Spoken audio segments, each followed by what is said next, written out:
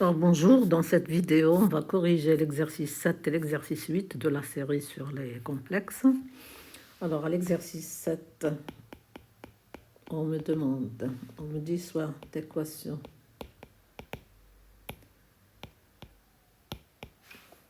z au carré, z au cube plutôt, z au cube moins iz plus 1 moins i égale 0. Bon, cette équation, on l'appelle E. En première question, on me demande de montrer que E admet une racine réelle. Montrer que E admet une racine réelle.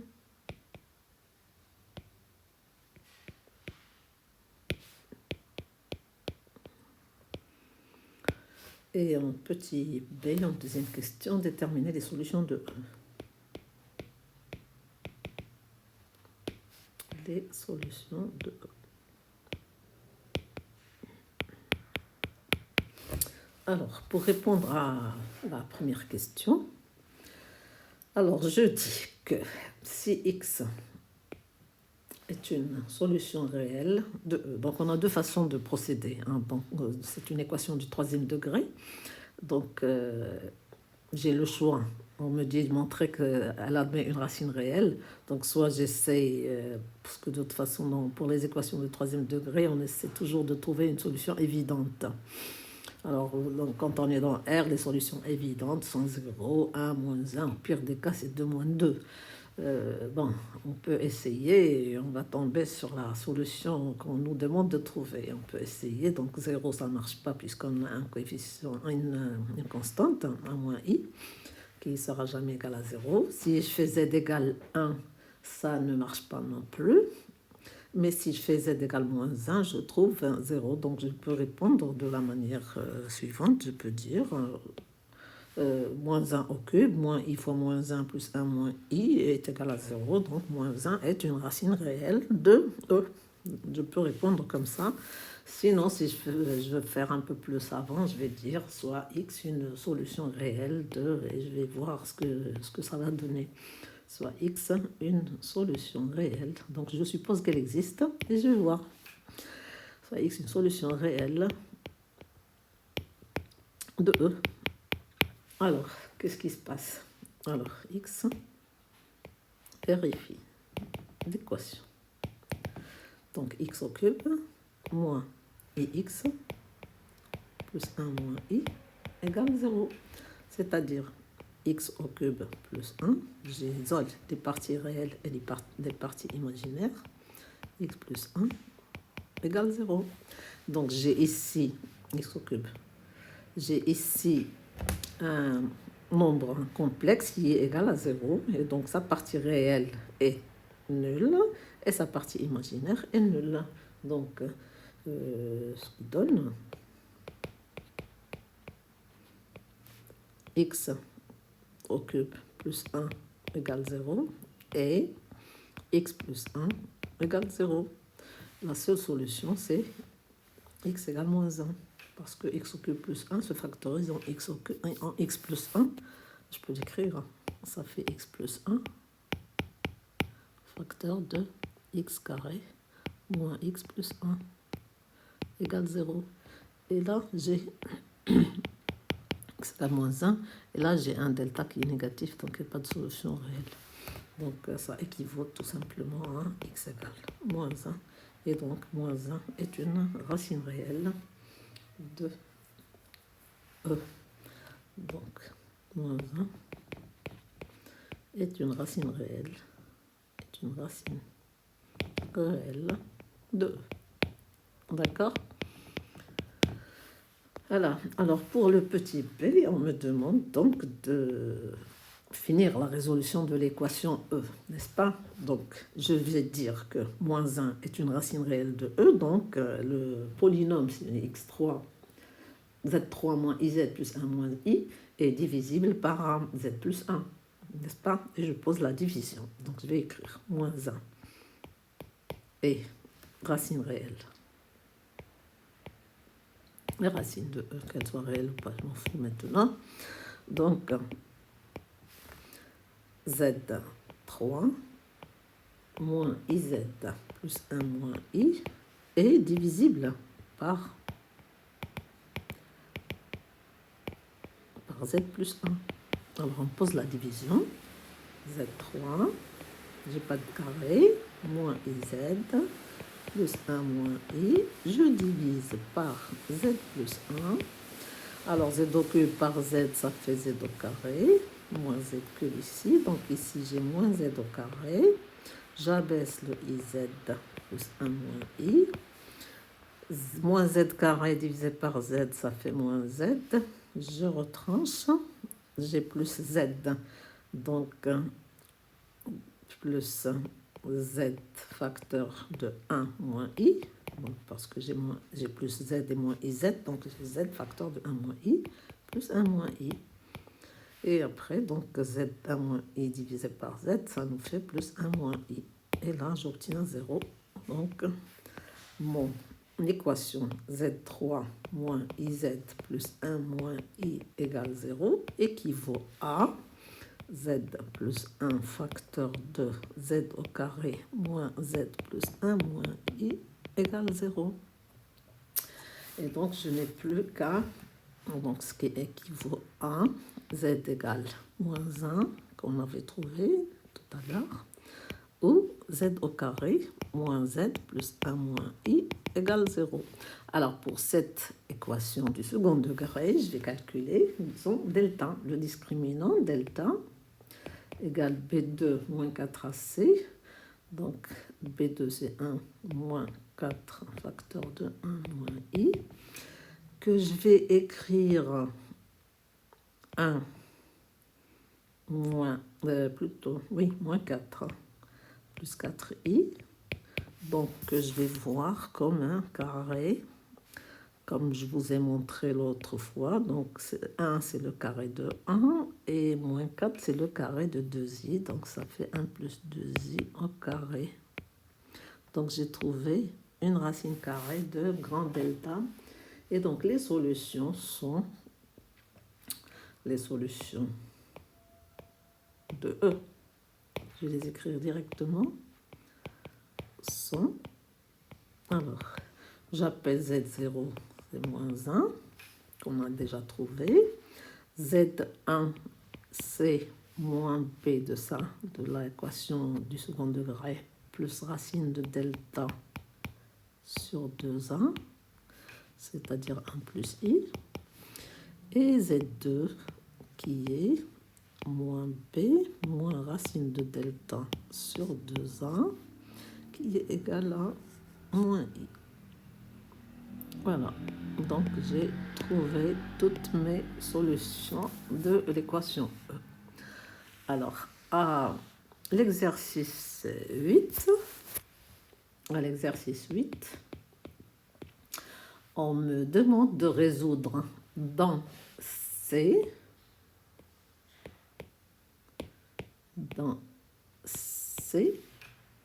les équations. Alors, la première, Z au cube égale Z bar. Et la deuxième, Z moins I à la puissance N égale 1 avec N supérieur ou égal à 2, N entier naturel.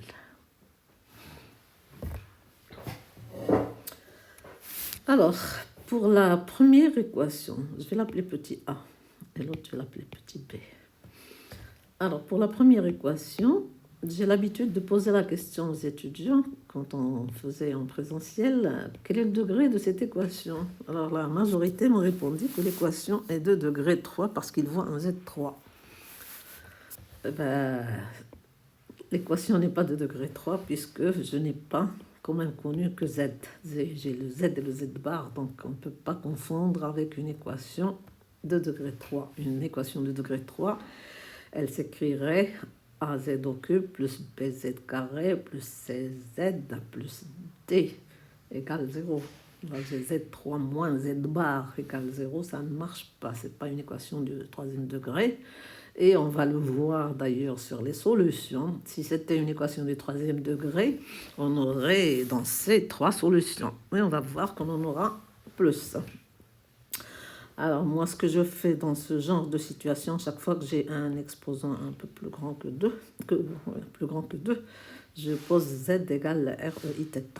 Alors, comme ça, j'ai pas de problème avec les calculs. Z égale REI θ, avec θ, donc R est positif ou nul, et θ. Donc un angle, bon, ça appartient à R, je peux le prendre moins pi plus pi, c'est pas un problème. θ, je peux le prendre dans moins pi plus pi si je veux. Donc c'est plus de k pi. Moins pi plus pi, je peux fermer. Alors, Z3 égale Z bar, ça équivaut à quoi? Z3, donc c'est R au cube, I 3θ, puisqu'on élève à puissance 3. Z bar, c'est R, E moins Iθ. Et on a appris que des complexes sont égaux, des nombres complexes sont égaux, si et seulement s'ils ont le même module et le même argument, modulo de pi. Donc ça nous donne R3 égale R et 3θ égale moins θ plus 2k pi, k appartenant à Z.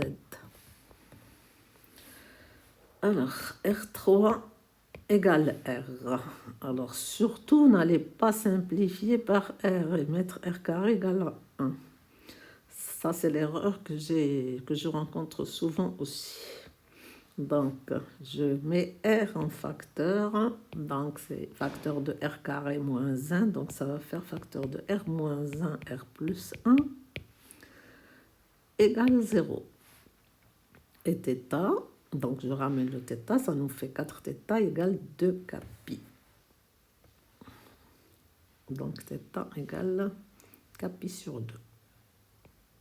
θ égale k pi sur 2. Alors, qu'est-ce que ça va nous donner comme solution? Pour R, j'ai la valeur 0. Alors, si j'ai R égale 0, j'ai le point 0. Hein. J'ai Z égale 0. Peu importe le θ, n'est-ce pas? Ou R égale 1. Je rappelle que R est un module, donc il est positif ou nul. Alors, pour R égale 1, θ égale k pi sur 2. Donc, k pi sur 2, combien de k j'ai? Alors, si k égale 0, ça va me donner θ égale 0. Si k égale 1, ça va me donner θ égale pi sur 2. Si k égale 1, ça va me donner... si k égale 2, ça va me donner pi. Si k égale 3, ça va me donner 3 pi sur 2. Et si k égale 4, ça va me donner 2 pi. Donc, je reviens à 0. Donc là, j'ai k compris entre 0 et 3. Alors, combien de solutions j'ai? Les solutions sont...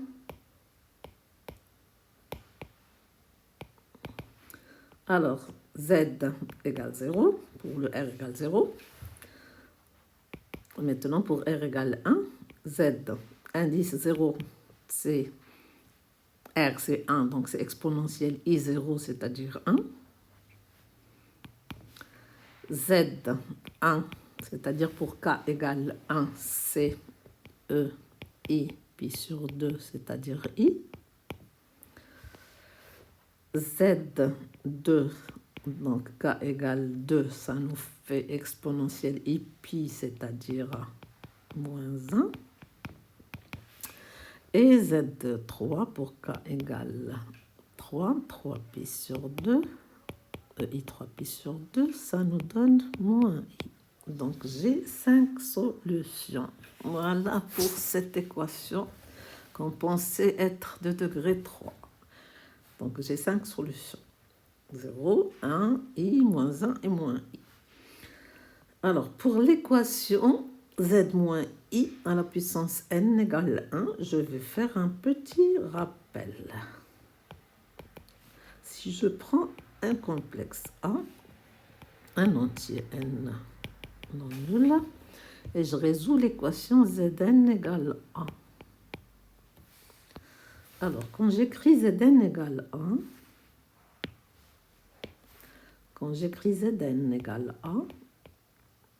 ça équivaut à module de Zn égale module de 1 et argument de Zn égale argument de 1 plus de capi appartenant à Z, qui équivaut à, étant donné les propriétés du module de Z, Z', c'est module de Z fois module de Z', donc là c'est module de Z, le tout à la puissance n. Vous voyez que la puissance est sortie des barres. Égale module de A. Argument de Z, Z', c'est argument de Z plus argument de Z', donc j'ai ici n argument de Z égale argument de A plus 2 capi, K toujours dans Z, équivaut à module de Z égale racine énième de module de 1, que je peux écrire module de 1 puissance 1 sur n, ou bien racine énième de module de 1, comme on veut, et argument de Z égale argument de A sur n plus 2 capi sur n. Et là, je regarde K variera entre quelle valeur et quelle valeur. Alors, K, je prends K égale 0. Je démarre toujours à 0. Et je vais donner des valeurs. Donc, à 0, ça va donner argument de Z égale argument de A sur n. Et je vais continuer jusqu'à arriver à K égale n. Quand j'arrive à K égale n, je trouverai argument de Z égale argument de 1 sur n plus 2 pi. 2 pi, c'est la même chose que le point est le même que celui où argument de Z est égal à argument de 1 sur n. Donc, c'est le même que quand K égale 0. Donc, j'arrête ici à n-1. J'ai combien de solutions? Les solutions sont, d'une manière générale, sont les zk égale, donc racine énième de module de 1 fois exponentielle i, argument de A sur n, plus 2 capi sur n. Qu'est-ce qu'on remarque? On remarque, sachant que l'exponentielle ix plus y, c'est exponentielle ix fois exponentielle iy, donc c'est zk, il est aussi égal à racine énième de module de A, exponentielle i, argument de A sur n, fois exponentielle i de capi sur n. Et là, on reconnaît les racines énièmes de l'unité. Racine énième de l'unité. C'est-à-dire exponentielle i de capi sur n à la puissance n, ça va donner 1, puisque ça donne exponentielle i de capi, n'est-ce pas? Donc, toute racine énième d'un nombre complexe s'exprime en fonction des racines énièmes de l'unité. Et les racines énièmes de l'unité, on doit quand même savoir les retrouver et les reconnaître aussi. Donc, je reviens à mon exercice. Donc, z moins i à la puissance n, il suffit de poser, donc pardon, j'ai tout effacé. Alors, z moins i à la puissance n égale 1, ça équivaut tout simplement, je reviens donc aux racines énièmes de l'unité. Il suffit de voir z moins i comme un grand Z, ça revient à z à la puissance n égale 1. Donc, z moins i, c'est une racine énième de l'unité, c'est-à-dire i de capi sur n, avec k compris entre 0 et n-1. Et donc, z est égal à i plus e i de capi sur n k compris entre 0 et n-1. Voilà pour cet exercice.